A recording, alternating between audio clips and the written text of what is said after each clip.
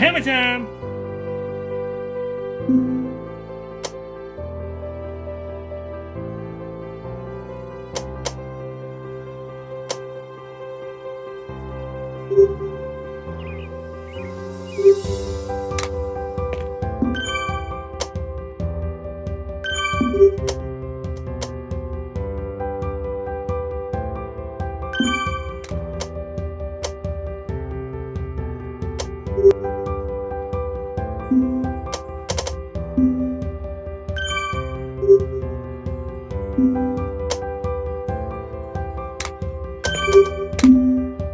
Right on!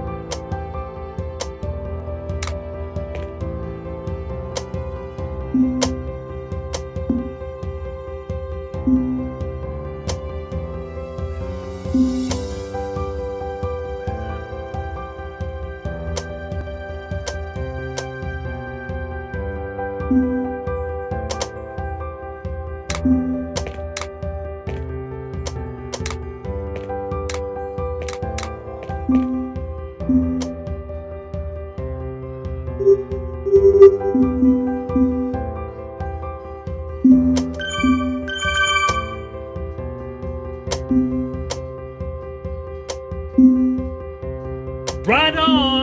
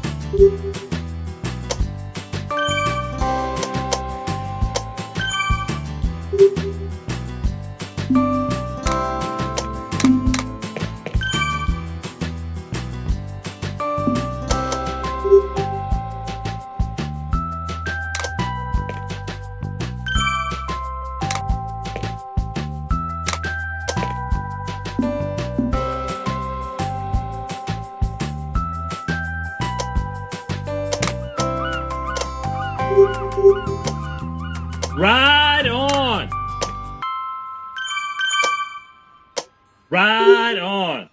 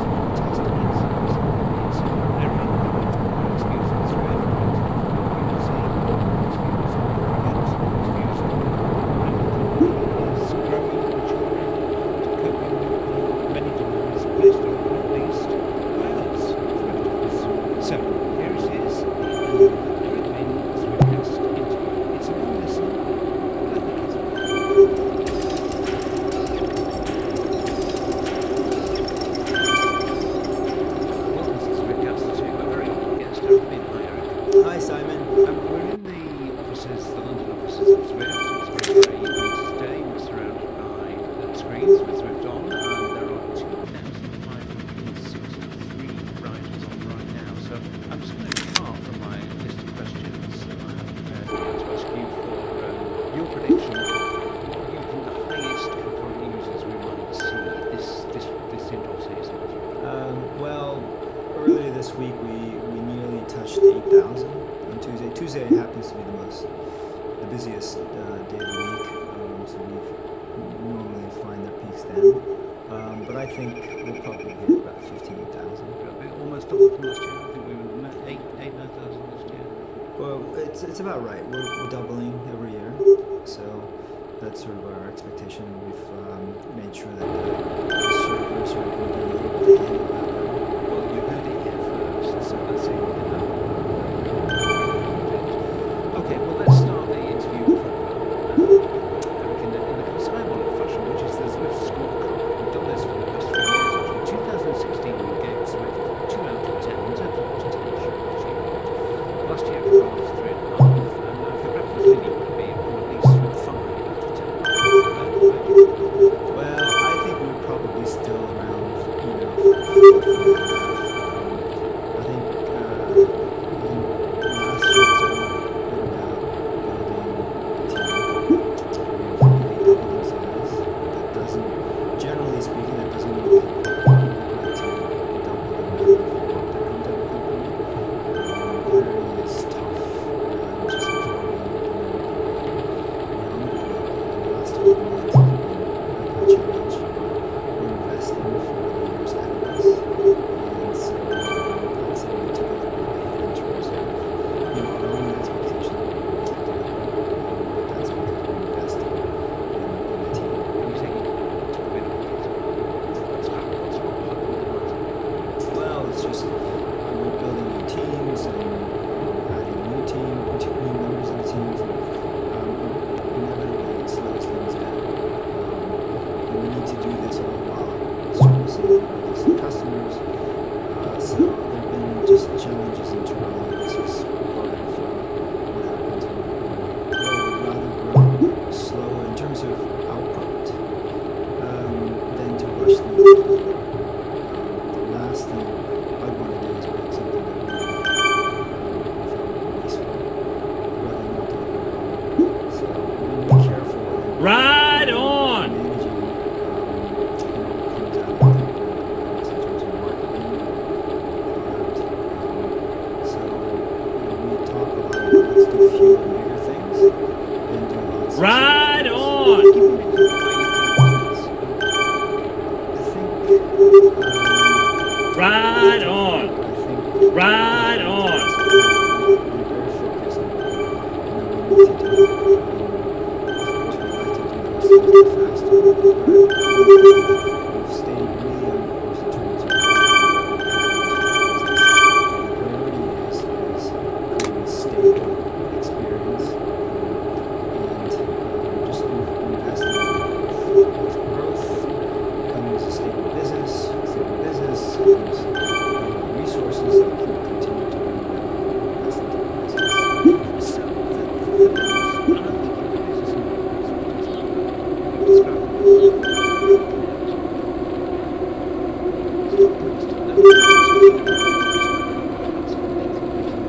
Right on.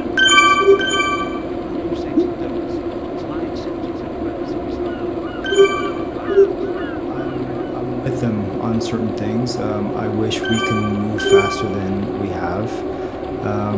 But to say that we're not doing anything behind the scenes would be an inaccurate statement. We're definitely making investments. There's some areas that are just difficult and more challenging for us to do. I'll give you an example. We do have a relatively small game development team, one that John runs. We are literally competing with the AAA video game companies like Electronic Arts and Amazon and Tesla and Google. All of these companies are chasing the same talent we are. So it's incredibly difficult to find the talent that we need to do all the things that we want. So we have to be very careful in the things that we do pick. And it is getting easier and easier as we become an established brand. It is definitely, we're definitely seeing more resumes. But even that team, is probably a dozen, and we wish it were, twice that size. Let's talk a little bit about Eric, because you're very visible in the company. People know you, people ride with you. You've led the Thanksgiving Day ride yesterday. So just describe a typical day in your life, Eric, and in doing that, try to give us a bit of an insight into how you balance the many priorities you've got to deal with in your role as CEO. Well, Zwift never sleeps. When I wake up, California, mostly John, is still up. Asia's already up. We have people on the ground in Asia. And then it just never sleeps. But for me, I think the priority as someone who's leading Zwift, it's really about setting the overall vision of the business, which hasn't changed since we started, which is to get more people to be more active more often. Really, that is something that we don't ever expect to change. What will change is probably the product around it to support that vision. And so my responsibility is to make sure that we have the resources to see it through. We're building a business that we hope will last decades, not just a few years. And that just requires a lot of resource capital. It requires human capital. So I need to be selling not only to investors, but to the people who eventually end up joining the company at the senior level in this case. So I'm out there selling the vision, selling the business to ensure that we can see this business through, which we think will take some time. This is not let's build a business quickly and flip it and then move on to something else. Right on! If it's not obvious, many of us are very passionate about what we do. They join this business because they buy into the mission. And I would say that's true of our investors, it's true of our partners, true of the community. So this is for many of us we have I think Zwift for many of us is a defining professional avenue for growth.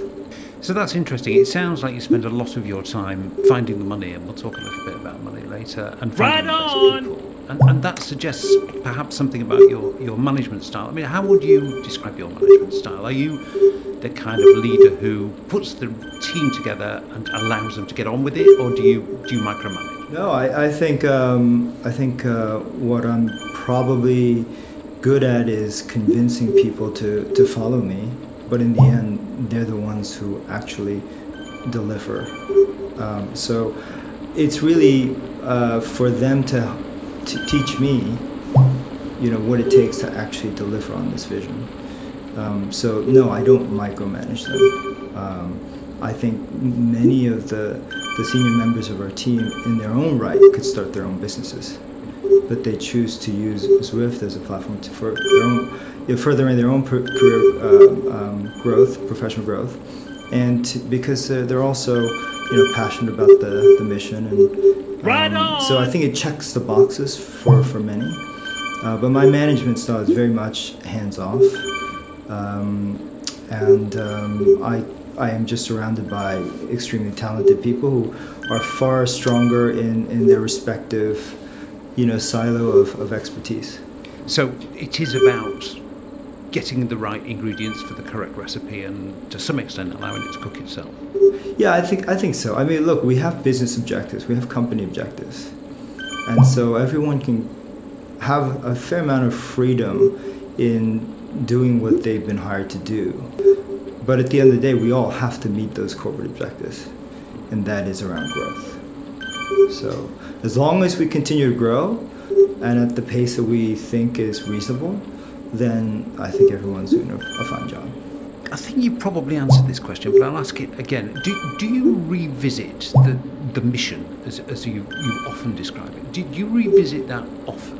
Or is it something that you feel is set now and it's all about execution? It is set. And I think we'll look back 30 years from now, and that mission will still be there. It's It's a simple mission, and I think many things might change about the business, but that mission will change. And an extension of the mission, or a deepening of the mission, has been the introduction of running.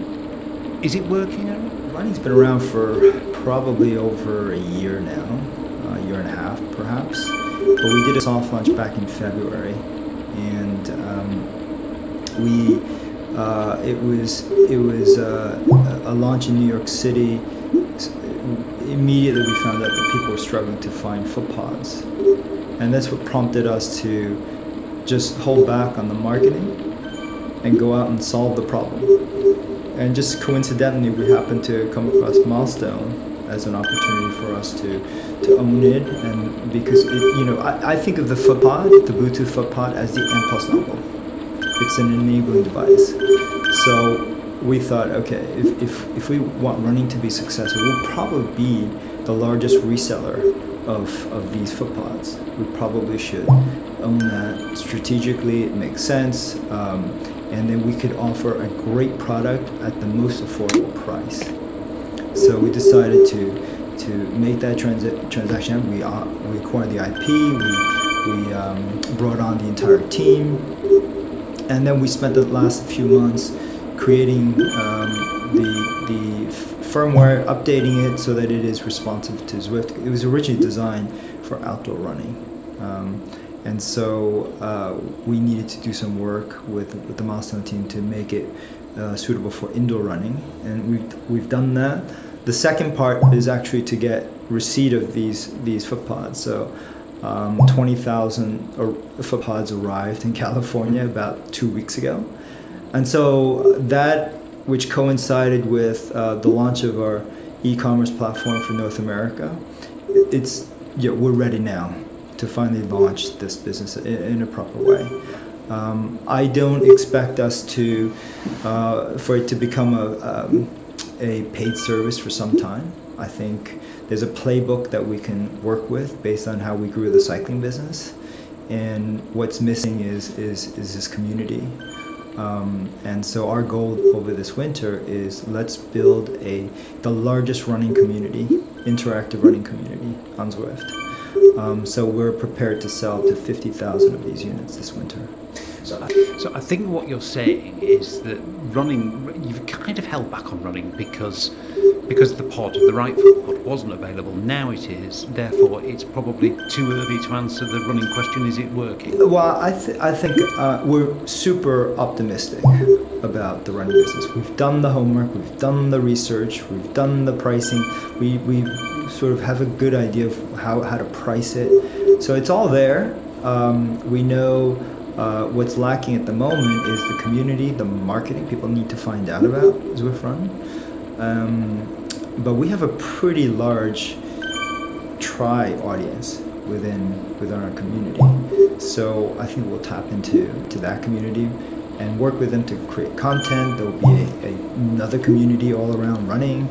And then I think it will sort of grow, we hope, in the way that cycling has grown. Look, runners are social people, social animals as well. It's not just the cyclist. And so it's just a matter of time and effort creating this community, and then having the community want to organize itself and then want to create content for their own community. But to answer your question, we think it'll be just as big as cycling as a business. Interesting. Rowing, how far away? Rowing is still, I'd say, a year out perhaps, and it's just a matter of priority. It's something that I know we're very interested in. It's just, there are other things which are just more important, which is cycling and running. But I know that John is already thinking very much about rowing. We've had conversations with federations. And rowing is not this massive market, but there is a very, very vibrant indoor market already. Crash bees, right? So could we become the platform for this indoor rowing market? Absolutely. I mean, I'm surprised that someone doesn't own that space yet. But and as soon as we make our way into the rowing market, I can only imagine that will encourage innovation around rowing machines. So rowing machines just haven't, innovated in years because there hasn't been a need to. I think we're about to change that. And I think you probably covered this in the first answer, but I'm going to ask anyway. Are you hitting the targets for subscribers? Are you happy with both? Targets, we have. I have my own targets, and my targets are probably overly aggressive. So whatever numbers that we're chasing now is always, falls below my personal targets. But I think that we're growing at a pretty good clip. We've been doubling every year, and that's not easy to do, and that won't happen forever. But do I think we can continue to grow and have a community of millions of subscribers? Yeah, absolutely. This is exactly what our team has signed up to. This is what our investors have signed up to. And it's just a matter of working through all the friction points. The whole concept of fitness served in the home is not going anywhere. Right? We're just at the beginning of that, and it's just a matter of working through all the friction points that's stopping people from actually choosing to subscribe to it. You told me last year churn was 16%. To be honest, I wasn't quite sure what that meant. I think possibly it meant 16% of people quit at some point, and some of those came back. I mean, has that reduced or increased, Eric? Particularly this summer, did that see a big fall off? Partly because of the price increase last November? Yeah, no, I don't think it has anything to do with the price increase. So it's hard to describe what churn is in our business because not many, but some certainly will pause and come back. And so we did see a big pickup in Europe this past, last year. Germany being, the territory that's really driving the rest of Europe. And they tend to be more seasonal. They have beautiful roads in the summertime. In the wintertime, you just can't ride outside. Having said that, I think, our goal is to create an experience that's relevant anywhere and complementary. So you shouldn't have to choose between indoor and outdoor. You should be relevant even in the dead of summer. So that's on us. That's on us, and this is why we've continued to choose to stay a monthly product rather than an annual product, because we want to earn your fees every month. And until we figure out what that is, we just won't allow it. The problem with annual plans is that you can get lazy. Ride on! Yeah, well, we'll talk about new plans because I think it's Ride on! Ride on! understand about it. We'll get to that, sure. But you didn't really answer the question. I know the ambition is to make Zwift a year-round product. But are you seeing a big dip seasonally? And has it gone? No, not really. Not really. It's our business generally grows from March to from October to March. And that's our onboarding season. Makes sense, right? If you're new to indoor cycling, this is when you show up largely because of weather or because lack of daylight. But they don't all disappear in the summertime. Vast majority of them decide to stay. And what we're finding is that the winters are getting longer from our business perspective, and the summers are getting shorter. Which is what we want. And so it's important for us to continue to be an active platform in the spring and into the summer. I think in the first couple of years of our business, we basically shut off marketing when we went into the summer. Right? We just said, okay, we'll focus on sort of next fall, but we can't do that because there are plenty of reasons why you would still want to use Zwift in the summertime, and we just need to keep creating content and reasons for you to keep coming back. Not to entirely replace outdoor riding, just simply to complement it. I mean, I know there's lots and lots of ways to skin a particular cat using numbers. Right Let's try on. to keep things simple. Is Zwift profitable? far from profitable, and that's by design. We are investing in this space. Could we be profitable? Yeah, absolutely, but it would be at the expense of growth. So we're investing every bit of revenue that we have back into the business, and some. We will continue to lose money for the foreseeable future. But that's okay. That's part of the strategy. And there's nothing Public sources, you've gone into Right on!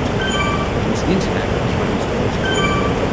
So is that correct? And are you raising more? Can you do Yeah, I mean, as an entrepreneur, you're always raising capital. It never stops, right? And absolutely will be raising capital because you need the resources to continue to invest in the business.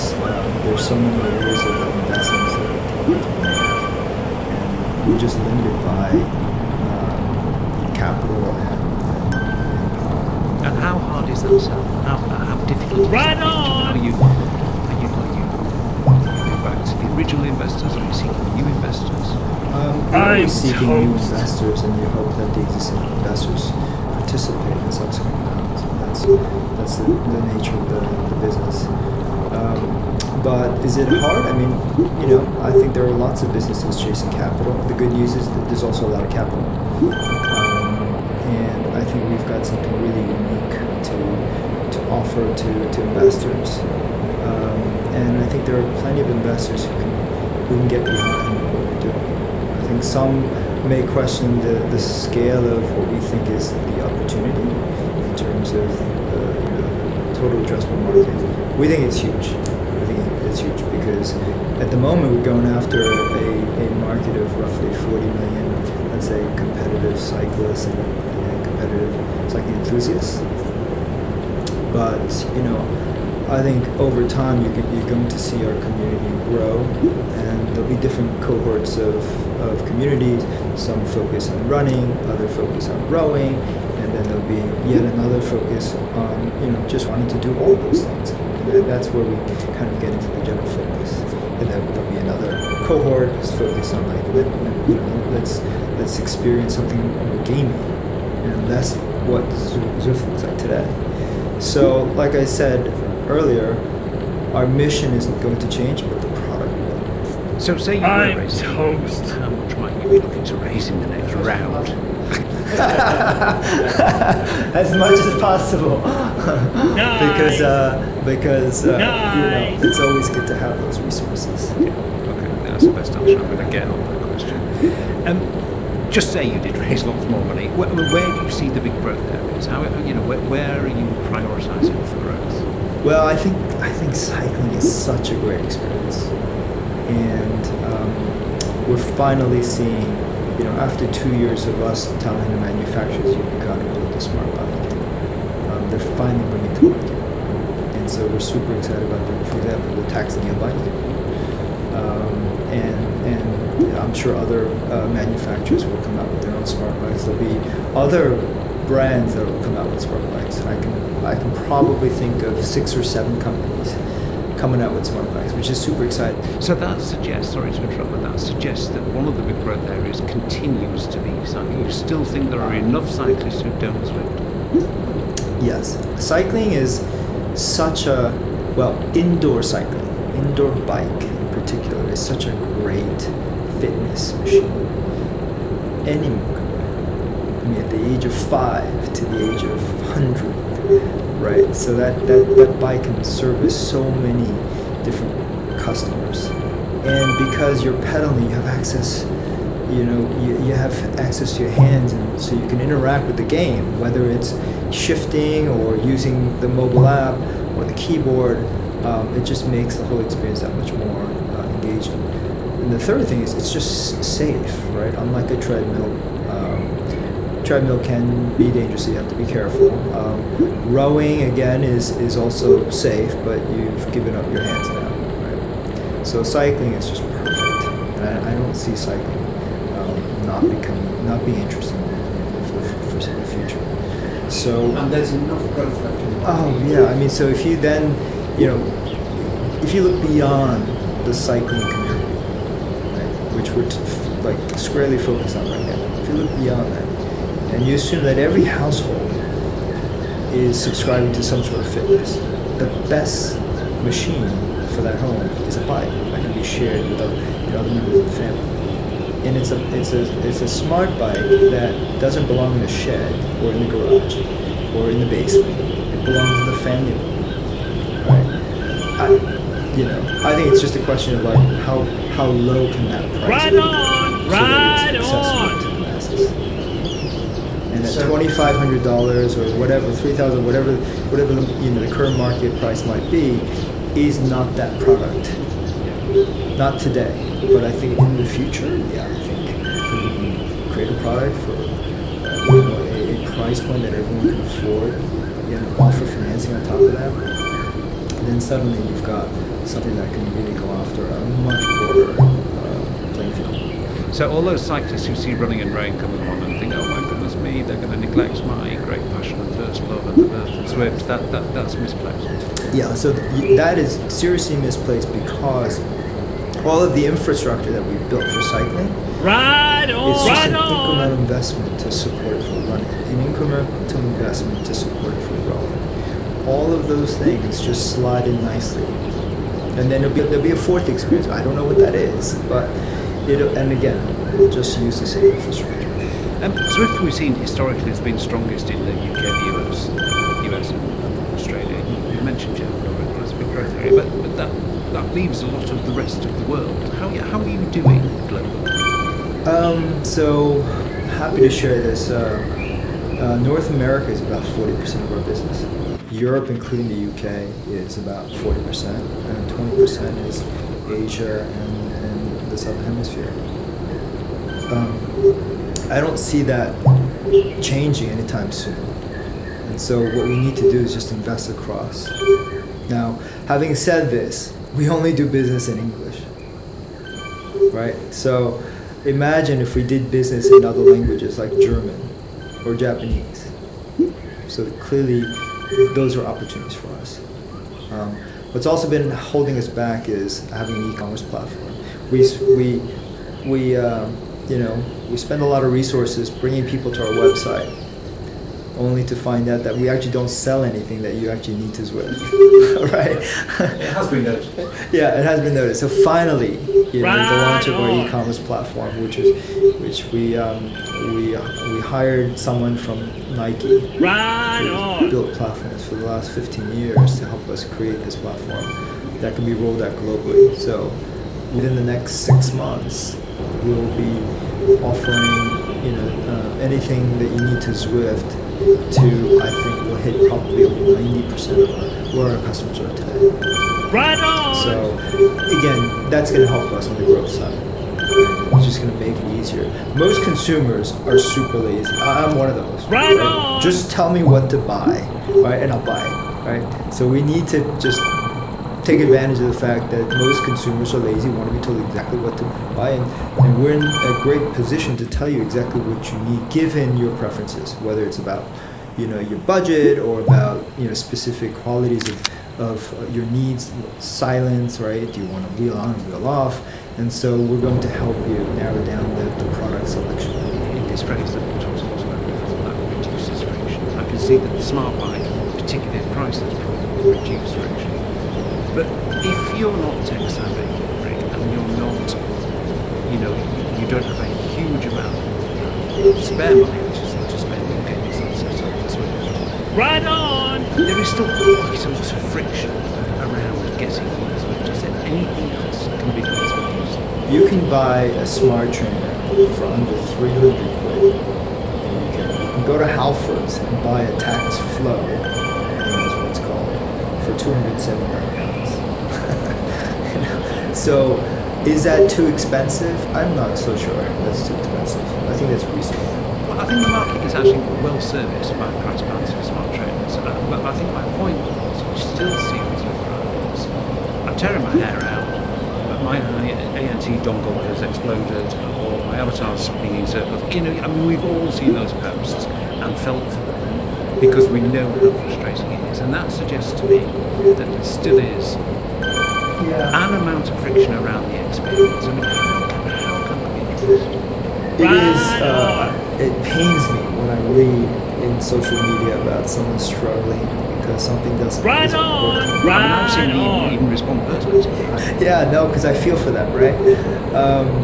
And I think the path that we chose, which is let's just become a platform, leveraging the hardware by the obvious platform here, whether it's Apple or Samsung or PC and Mac, and then the same applies for the trainers. You do that because you can go after as many people as possible. But the flip side to that is now you've got to deal with all the complexities of interoperability. And so that's the path we've chosen versus a closed system, right? Where from us, you buy everything. The console, the trainer, and the app. And so we've just decided to go down the first path, which is let's just make it easier. Let's not force people to buy, more than they actually need to. And so that's the challenge. So how do we just continue to, make that experience better? There's still ways to go, and I'm not saying we're done. So it's something you're very conscious of, and you've got people working on all that. Absolutely. Like until my parents can get on Zwift by themselves, we haven't cracked that nut. And there's a $500 Schwinn bike in our e-commerce store, which I'm going to send to my parents for Christmas. And the only thing they have to do is put their iPad on there, download, Zwift, and create the account. Eric parent test. Well, that'll be interesting to see how they get on. Where's the Zwift Smart Bike at, Eric? I mean, if such a thing exists. I mean, we know about the Deal Virtue Pro. We also know that, to hark back to the friction thing, there appears to be a little bit of friction around that partnership. I mean, they've made no secret that the relationship is, or some people at Virtue Pro have made no secret of the fact that the relationship is a little rocky there with that particular acquisition of the IP. What's happening there, Eric? What's going on? I think they just like a little bit of drama that we'd like to avoid.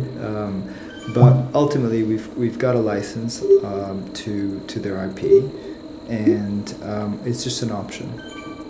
And to simplify things for people who are not following the story in as much detail as we do, that would enable you to build, market, and sell a Zwift Smart Bike. Do you think that would happen? I would say we prefer not to do that. And I've been very open with our partners, manufacturing partners, that we want them to create the products that will help our growth. And if they can't help us, then we're going to have to help ourselves. Okay, so in some senses, this could be a bit of leverage over those people. Well, I wouldn't call it leverage, but we're being just very honest about what we need in order to grow our business. And selling 3,000 smart bikes will only get so far. Yeah. So in other words, get on with making an affordable smart bike, or we'll do it. I mean, but I think we're seeing that with the smart trainers, right? It's coming down in price, right? If you look at that, there's a $900 price point now for a mid-range direct drive trainer. The natural competitive forces are making the prices come down. And so we're just at the beginning of the smart bikes, which, it's taking 2 years to come to market. So we need to see the market move quicker. And to some extent, they owe that to you, don't they, really? I mean, you have revolutionised and transformed the business of these companies. I mean, should they not have kind of delivered what you wanted a bit sooner? I think they are. And I think to be very honest, we definitely have driven this market. And I don't think there's any single manufacturer who would disagree with me. Just because our sheer marketing of the space, we're the ones spending all the marketing dollars to promote the space. So there's no disagreement there. So really, the getting back to this smart bike idea, it's really, I'd say, I don't know, maybe a couple of years away. But we'd like for our partners to move quickly into introducing sort of the premium product, but then work your way down to something that really the mass market can afford. But a smart bike, I think the Neo bike is price around 2,500 or It's too much. it's For most people, it's too for much. most people it's too much, but there are a ton of people who've spent $3,000 Right on on. wheels.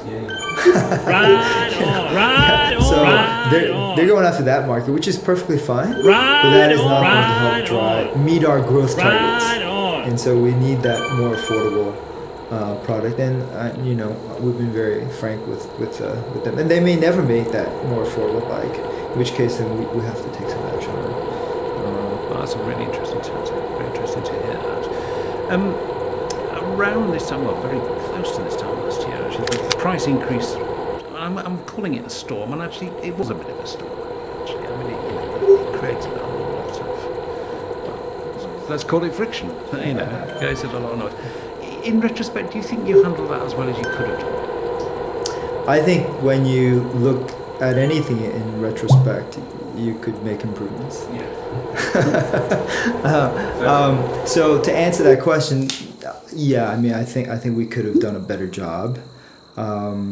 Do I regret, increasing the prices? No, we needed to do that, and just we needed to rebase the subscription, because I think we offer that value.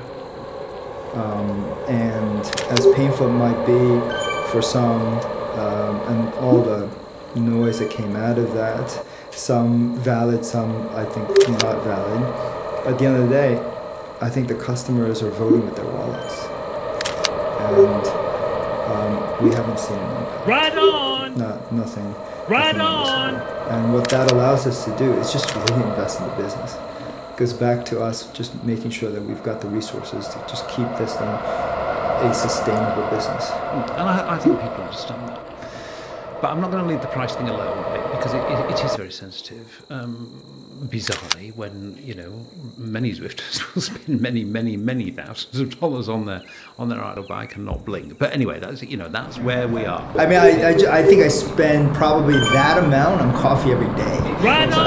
Right on. It's very difficult to understand, but nonetheless, it does exist. There's something psychologically about subscription payments that gets me. I don't know quite what it is, but it's there. Now, as part of the e-commerce store launch in America, you can buy an annual subscription for Zwift, which is the same as 12 times the monthly fee. I mean, what's going on there? Why would anybody buy it? As a gift. It's a gift. It's a gift card more than anything else. I see. So that's what you're saying. Now, there have been some conspiratorial voices saying, well, obviously what this means is that Zwift are going to increase prices again, and this is a hedge against it. Is that categorically not the case? Look, I think we waited 3 years to increase the price from 10 to 15. But we're not going to raise prices for a while, right? And to say that we will never raise prices, I'd be lying, right? Because things do get more expensive, and I'd like to think that we will continue to add more value, not less. Okay. Now, the e-commerce platform, it's been referenced already a couple of times throughout the conversation, but I want to just ask you about it specifically, because it looks to me as though that is a really, really significant thing to happen. And I mean, the first point is the kind of number and range of trainers on sale was very surprising to me. I mean, that must have meant constructing relationships with, not constructing, but dealing with relationships with all those trainer manufacturers, because you are now another sales channel, and I know these things don't happen easily. I'm sure you were probably struck a hard bargain on pricing with some of them. I mean, how difficult was that to achieve? It was actually fairly straightforward. I mean, we have those relationships already, and I'm not so sure that we're getting any special treatment. But do I think we're going to be one of the biggest channels, Right on. retail channels for all these manufacturers? Absolutely, and they know that too. So it was just it was a question of when, not if. And Nice. the way we built our business, we chose to build out the e-commerce business now instead of perhaps day one. In hindsight, should we have done that from day one? Yeah, probably. We should have that. I mean, one of the purposes, as we previously discussed, is to reduce some friction and offer some options and offer some guidance and helping hands to people, to potential Zwifters. But how significant could the e-commerce side of the business be in terms of generating revenue? I mean, could that be a very, very big revenue earner for you, potentially?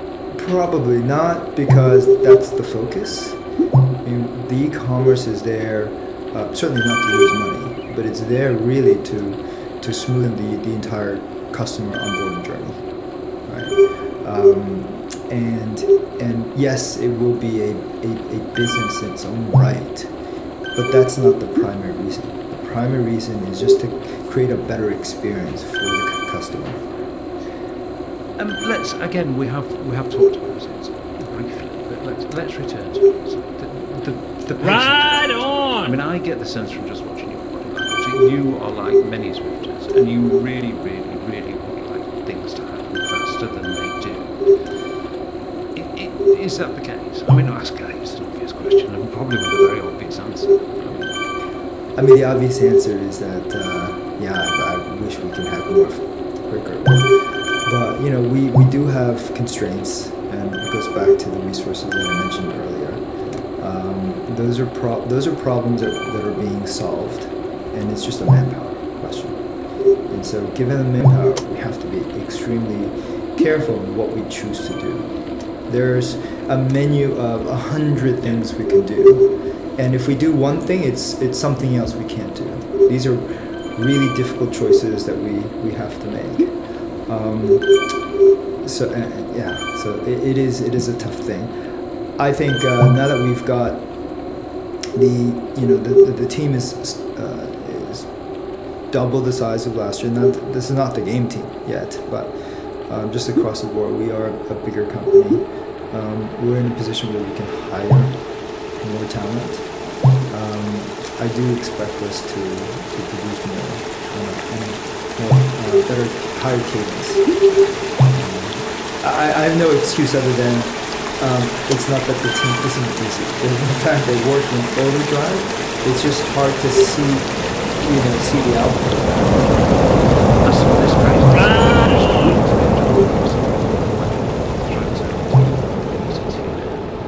New roads are not new features. What do you make of those? I mean, it's pretty vicious, but actually there's more than great truth in it. Yeah. No, I think there's some truth to that. I think roads are important. Absolutely. You need more roads, right? And we'll continue to invest in roads. But we also need to invest in gameplay or features. And so we're definitely going to see more of that coming down the pipe before Christmas. So there's a few pieces of work that's been in the works, that's been rumored. I think we'll see those things land before Christmas. So very excited about that. But we definitely have. John has organized his team so that both things should be able to move in parallel going forward. A lot of investment that we've made in the tools to create new worlds, which rely less and less on the developers, so the developers can continue to build out features and not get too involved. I mean, I know every listener to the podcast is begging me to ask the question, what are those features and when are they coming? I'm actually not going to do that because I know I'll probably get soon. And soon has become a bit of a kind of comical meme on Zwift. Now, do you find, how do you react? Yeah, I mean, it's true. We push things back, and we think for good reasons, but ones that are just difficult to comprehend for the community. I think where we've failed, we've done a poor job is just communicating with the community about where we are, just that engagement. And I think this is because we've just been so focused on growth, and we've been busy doing that. And I think as the community gets bigger, it's not as easy to just drop into social media and just say a few things. No, it's a slightly ad hoc approach, and actually we'll talk about the communications in a minute because I do think that's important. But just going back to features requests, somebody else said something to me which is kind of opposite view really, which is you don't go to the movies and expect to be able to influence the ending of the film. Do you corporately get a little bit annoyed with the kind of vocality and the intensity from the Zwift community about demanding what the product looks like? I mean, you know, like I say, you don't go to a movie and get to influence the ending. So, you know, I think we do get feedback. We do listen. I mean, we do hear everyone voicing their wants. We know that. And some things we agree with, some things we don't. And it might take us a little bit longer to process it and then incorporate into the roadmap. But you know, we definitely hear what people are asking for. And we make that conscious decision, and we probably do a bad job of communicating where we stand on that point and have a healthy conversation around. And I think this is where we, you know, at least internally, I would like to see us have like an annual community event where we can come together. I mean, I think we're big enough now where we can gather everyone together once a year and have, you know, just talk about what's on the roadmap. Yeah, we need a formal, you know, event. like a Zwift convention. Exactly, where we can bring, you know, the manufacturers and the manufacturers can talk about the hardware and innovation they want to make and show off their products and, you know, essentially our own show. Back to the features. I mean, again, I think you've probably answered this question. I'm going to summarise it. You hear what people say, you agree with some of it, you don't agree with it, but the stuff you do agree with, you just haven't had a chance to do. There's some great ideas, some fantastic ideas coming out of the community that we want to do. It's and in many cases, it's not a question of when. It's not a question of if. It's a question of, you know, when can we slot that in, given everything else.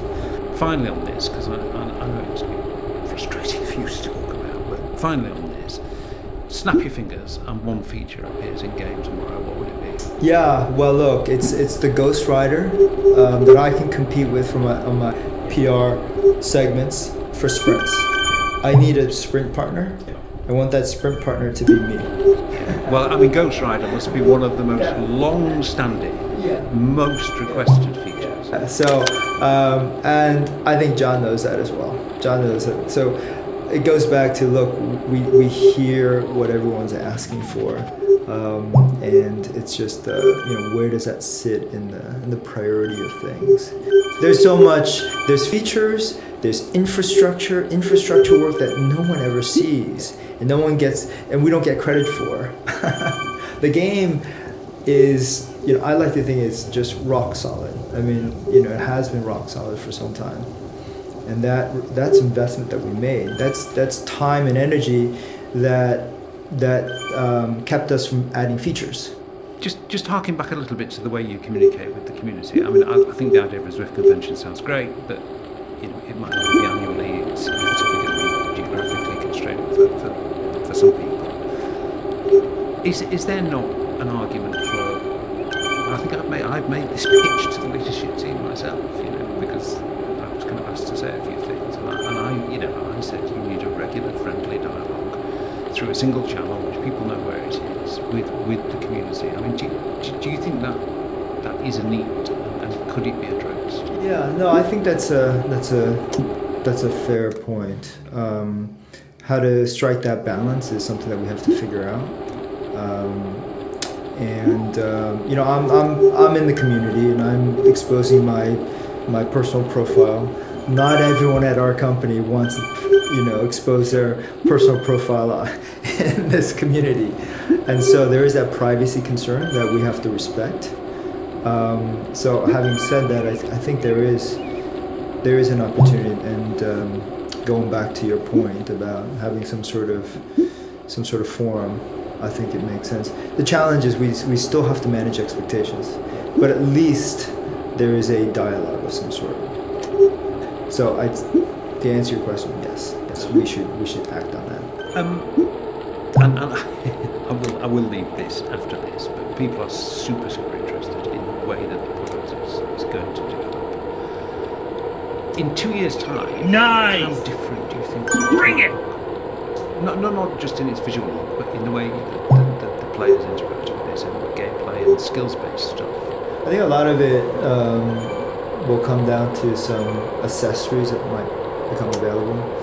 I think steering is something that I think will just add to the entire experience. We saw the Wahoo climb. I don't know how people feel about that, but I think that's still kind of early days. Who knows what the smart box might offer. But steering is sort of the obvious thing. If we added steering, how would that change, the whole experience? Now, we see cyclists. Nice! I think going forward, they might change, but it's probably a different world. I don't expect that to be this world. Explain that. Well, I think we can have different maps for different experiences. Right. So if we're still at the tip of the pyramid of potential customers, and these are cyclists or triathletes or runners, and as we go further down, it could be more Mario Kart. I think it could look completely different. It'll be a different world. So this could have been what John was referring to when he talked about small experimental maps that maybe offer something very different from the main Zwift experience. Yeah, exactly. It could be completely different. We need to experiment. For sure, we need to experiment before we make massive investments in this area. I'm sorry, listeners. I'm just not going to ask Eric. I'm not, on your behalf, going to ask Eric when are we getting a velodrome, when are we getting X, when are we getting Y, because it's just a kind of pointless game, really. We can't, I think the purpose of this conversation is to get broad direction, and I think you've given that very effectively. So let's move on from that. Let's talk a bit about the competition, Eric. I mean, I think it's fair to say that the few competitors that are out there, they're not really making a lot of noise. They're not really wowing the indoor cycling world with fantastic new features. It's been pretty quiet beginning of the new season for the rivals or the competitors, however you might want to describe them. They've not had much to say, it seems to me. But there is one new competitor who was making a lot of noise and promising lots of things. And the question I want to ask you about that really is, how uptight or otherwise, I know you don't normally get uptight, you're a very calm guy, but how uptight or otherwise do you get watching a competitor trying to build a business basically using the Zwift community? Well, I'm just fascinated by it, just like everyone else. I'm curious about their product strategy, about their marketing strategy, about the content, and but as I said last year, the year before, there's a huge difference between a project and a business, and it's complicated. So we welcome competition. I think it keeps us on our toes. I'd love to see what they build. I'd love to see what the others are building, because these are things that we should be looking out for. Absolutely. But marketing it through the Zwift community that Zwift has built. Well, look, it's not something I would do. Let's say, I'm not going to go into their Facebook group and start promoting Zwift. I don't think we need to do that. But it's a free world. You do whatever you want. But it's not something that I would certainly condone within our own team. I mean, the rivals do have a mountain to climb, bigger than Mountain Zwift. I mean, it's a huge mountain climb to mount a serious challenge to Zwift. I think that's widely acknowledged, probably even by them. But could they take chunks out of Zwift and hurt you in specific areas? Potentially. I mean, I think we should be following this very carefully. And to think that Zwift is not interested in, racing is not correct. For us, it's always been a question of timing, and that timing is probably pretty darn close. Yeah. Well, look, I'll ask you about this, and you can choose not to answer, and I'll understand why, because I know that there is something big coming, and you obviously don't want to. You want to keep your powder dry, and you want to make the announcement in the right time, in the right place, and I fully understand that, and I think listeners would too. But is there anything you can tell us about what Zwift is planning for racing, even in the broadest terms? Well, we're going to have a very exciting racing series coming this winter. But I think there are some bigger things on the horizon that it's just too early to say. Yeah. But super exciting.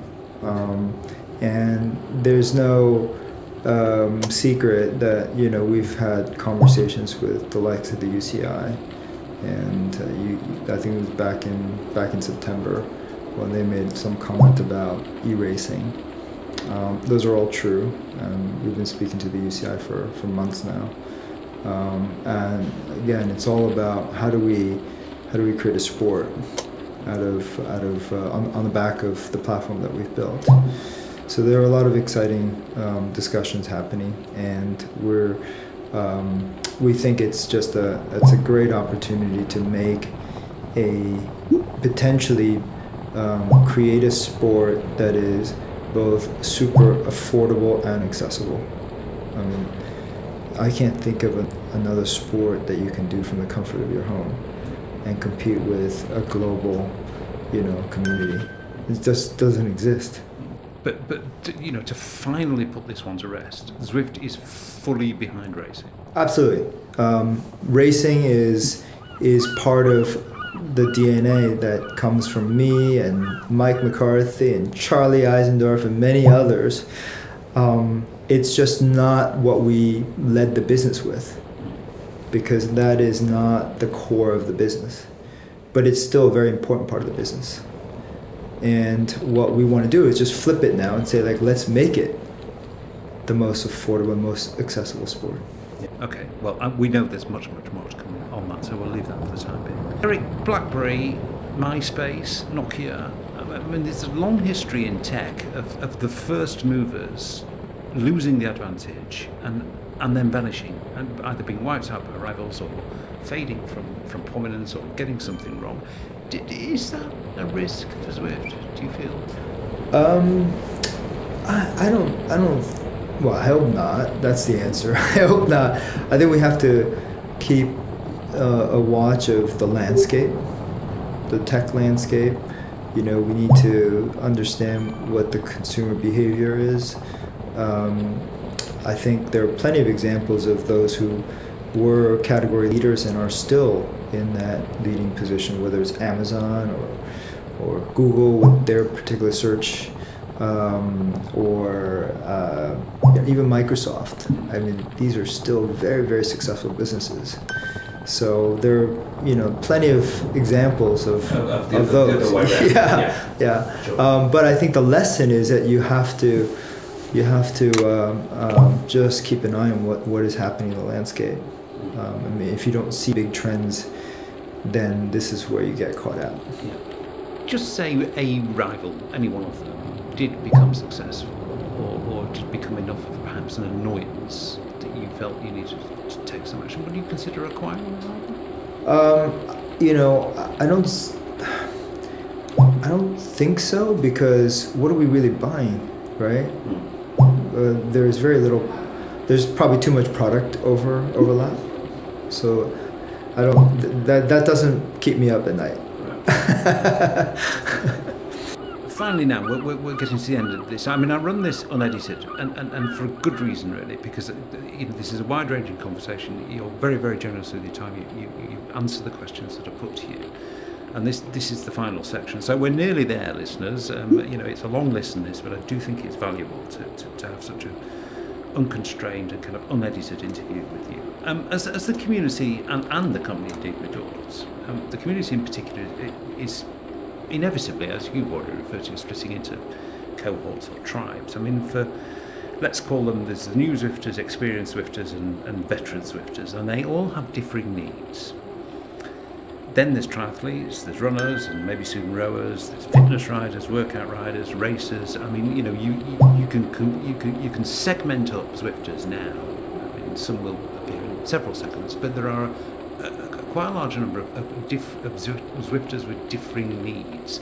How much time do you devote to thinking how well you service each one of those segments? Probably not enough, and we've started to organize our company internally to align with those, communities, because we do have to service them from beginning to end. And so the marketing team has already sort of created itself in silos of whether it's cycling versus tri versus running. The product is sort of going in that way as well, just by the individuals that we're hiring to run different initiatives.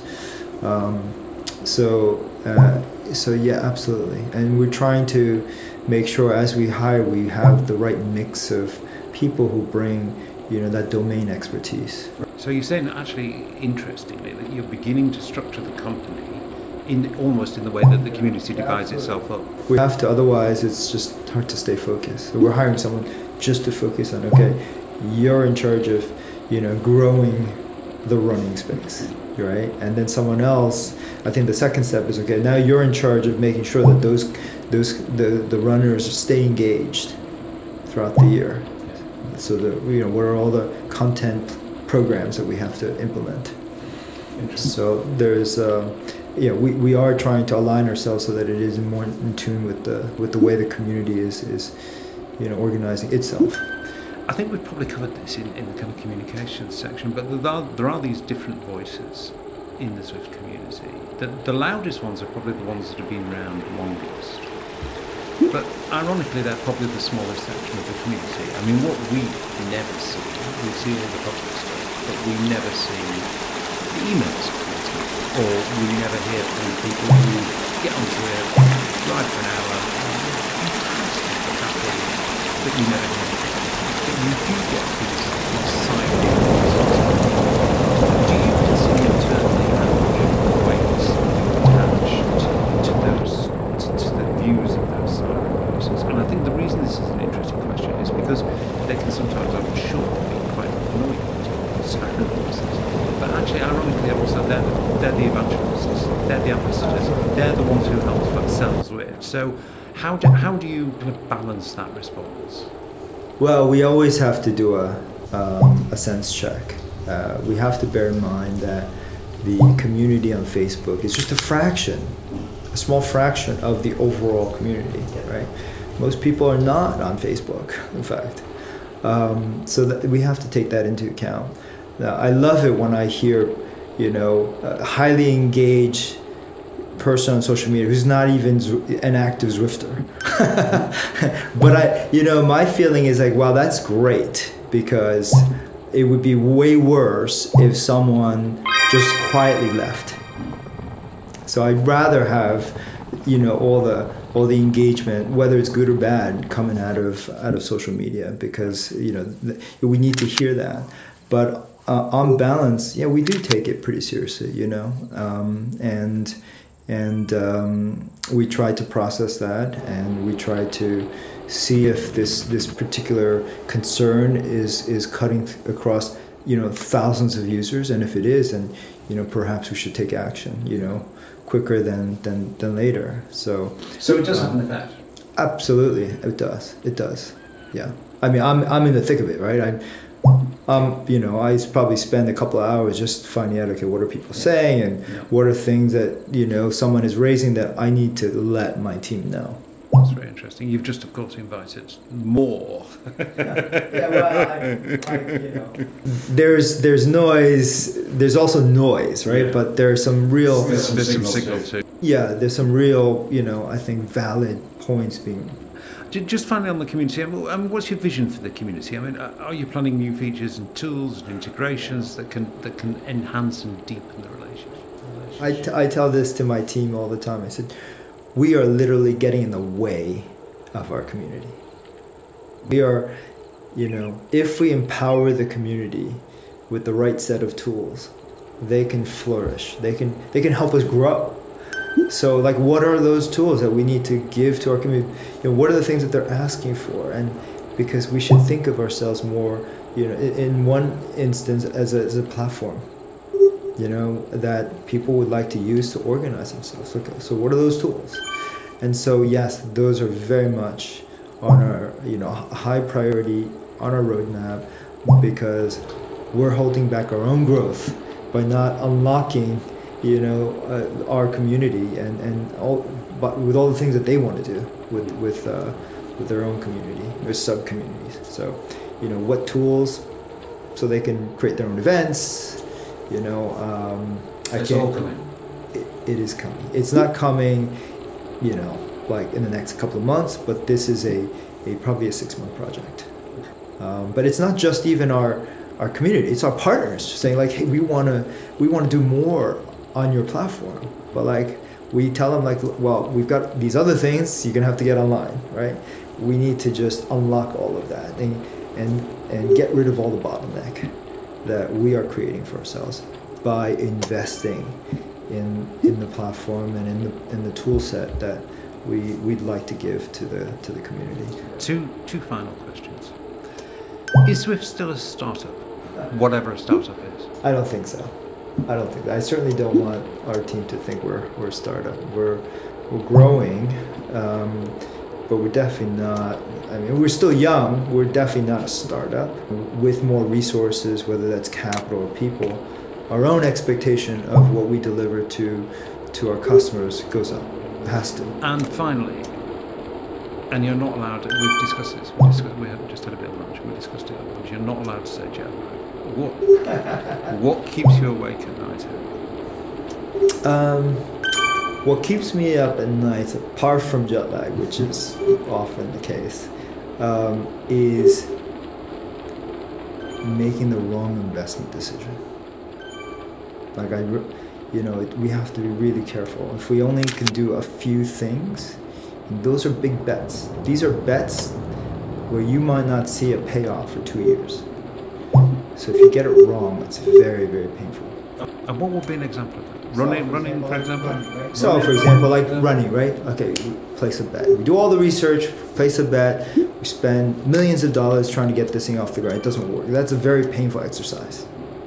So we need to make sure that we place. That's what keeps me up at night sometimes. It's like, is that the right investment to make? And I'd like to think that I'm surrounded by enough intelligent people that we're going to do this not on emotion, but based on facts and data and all the learnings that we have from the last 5 years. That the probability of success is pretty high. There's just one more question. Actually, it's the traditional. The traditional last one. I know you. I think you Zwift daily. I think you start your day Zwifting. What's your FTP, Eric, at the moment? Well, I don't know, and I don't want to know because I'm afraid to test myself. Here comes the excuses, right? I have been traveling quite a lot, and I did have a bad bike fall back in June. Yeah. And that really knocked me off for a bit. And then since then, I've been riding but not training. Two different things. So my overall fitness is good, but my threshold is not something I've been focused on. And I recently broke ribs, and so I've got plenty of excuses why. So it sounds like the answer to that question is the same as most Zwifters would give, which is not as high as I'd like it. Yeah, but you know how it is, right? All the Zwifters, we all think we're faster than we really are. Yeah. And we all look better than we probably are just through the game. Okay, well you did open the doors for one very last question. I'll just go back, and I think I'm going to ask this one actually. We've dealt with this 12-month subscription, which was, you've explained to us, is a gift, basically a gift card. Where do you stand on an annual subscription for Zwifters? Again, this is a much requested feature.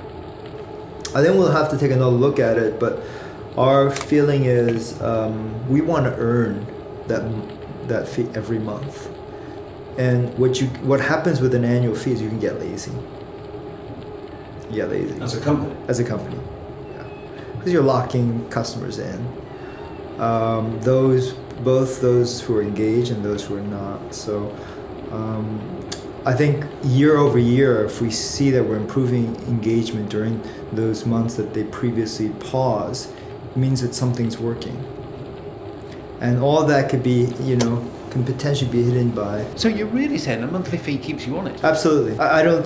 There's a reason why Spotify, Netflix, they only have monthly products. They don't have annual products.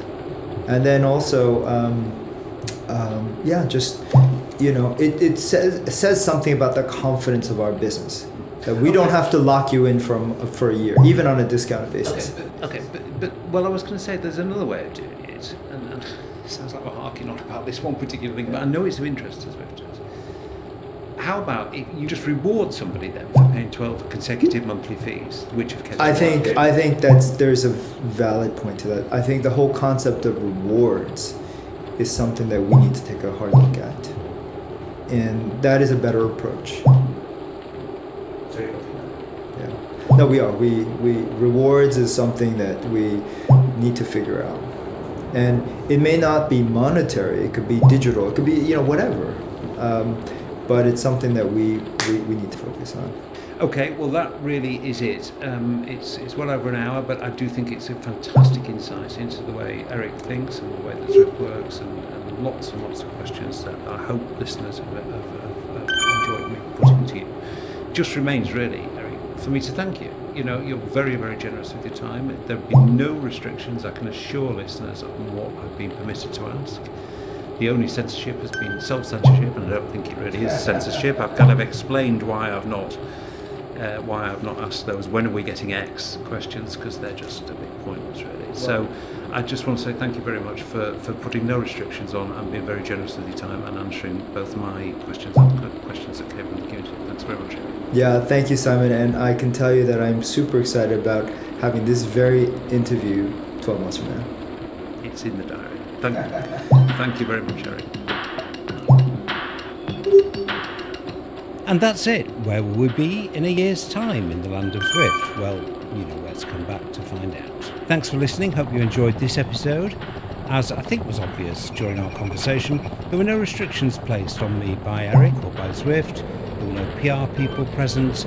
It was a one-to-one conversation with Eric and myself, and there was no influence put on me to include or uninclude anything that you heard during that discussion.